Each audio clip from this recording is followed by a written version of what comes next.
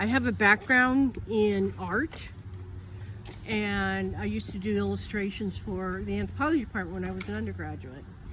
And I'm just pretty darn good at mapping, which is lucky because we've done a lot out here of really complicated things. So you can just ask Dan. Anytime I'm not here, he has to map and he cries. He whines a lot about it. I love mapping, so. I wanted to document exactly how far down they put their electric trench, because our pits go down, like some of them go down almost 4 feet deep. So if this went through something, underneath it would be undisturbed material. And I wanted to document where the undisturbed soil was, as well as just the beginning traces of his pit. So all of these units, as they're excavating, I'm doing detailed maps and photography and video. Because once you've dug a hole, we're a unique science. We're a unique science. As you do that work, you're destroying it. So you have to document everything to be able to recreate it in the computer, in the museum, in the lab, on paper. So documentation's a critical part of what especially I do out here at the site. And maps are just a critical part of that, because the human eye can sometimes pick up on things that photos can't, like texture changes, density of artifacts. All of those are keys as to what happened in this ground, at this place, in this space. And so there's the electric conduit. The reason I do this is so I can get the line of it and predict where it's going, so we can try and avoid it, which is a good thing. Don't want to dig up their electric line. This weather.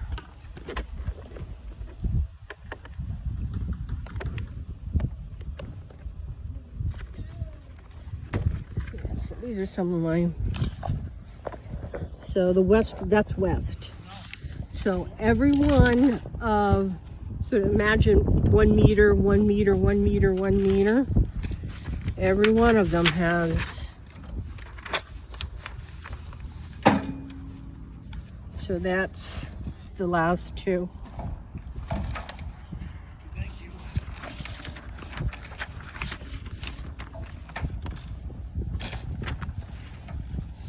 So all the way across. Maybe a 12. You can see all the dirt on them.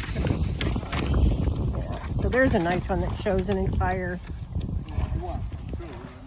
pit. Well, how many are Nico? That way, I can see how big they are, how deep they are. The reason that's important is there's a mathematical calculation I can use to figure out the original volume, what the overall size is. And so what I can do is I can take the number of objects, the number of artifacts, and plug it into that. And that'll tell me sort of average number, how many objects in, per square meter. And that way I can compare pit to pit to pit to see are there density changes, as well as things like kind of materials coming from here. Do we have some objects that refit, ceramic pieces that go back together? Does that tell us that the same families, related families, were using this to dump their garbage into? So you can get all sorts of really cool insights into social organization, as well as sort of living habits, if you will, by doing what at first seems like sort of really strange and obsessive attention to detail. And besides that, I love my maps, because they're so cool. So we keep track of every bag of artifacts is given a unique field sample number and the location, what unit it came from, which is they're always designated metric. So how many meters north and how many meters east of a set point. What pit are they from? How deep it is, the date, what's in it. So we keep track of literally every bag of artifacts or special samples, charcoal, that sort of stuff that comes out of here.